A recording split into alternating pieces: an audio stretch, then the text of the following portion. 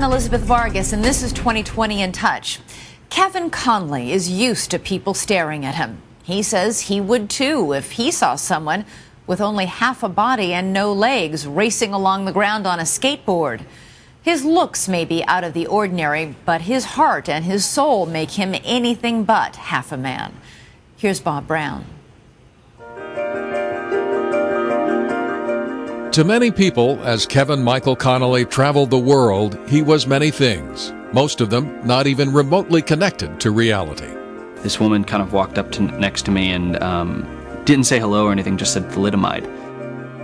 And she was like, "Oh, don't you know it was that drug that they gave to pregnant mothers and caused all those birth defects? Was that you?"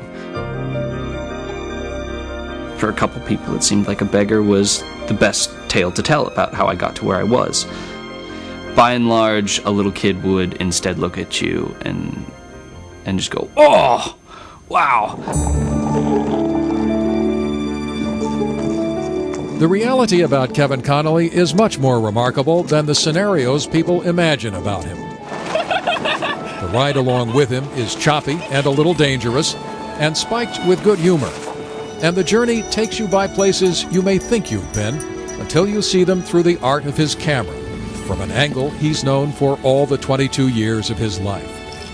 Kevin Connolly has taken more than 32,000 photos of people staring at him that are riveting, sometimes humorous examples of human nature in different cultures, inventing their own stories about who he is and why.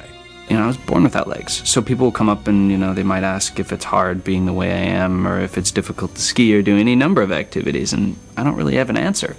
This is all I've known, and, to me it's not really a big deal.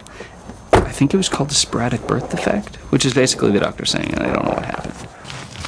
Connolly's upper torso is fully formed, and all his internal organs are present, including the ones people ask indiscreet questions about. As a student at Montana State University, Kevin Connolly seized the opportunity to study abroad and travel. With his skateboard, he used his time in an exchange program in New Zealand to also go out on his own from town to town, staying in youth hostels. Money he won in the X Games helped finance more travel in Europe. I was just kind of sick of being stared at, and I was looking back with my lens. What that lens saw captured a defining moment for him. He began to routinely take pictures of people staring at him as he rolled by on his skateboard. If I see someone that doesn't look, looks particularly strange on the street, I'm going to stare. I'm not above that by any means. And if I saw a no-legged guy on the street, hell yes, I would stare.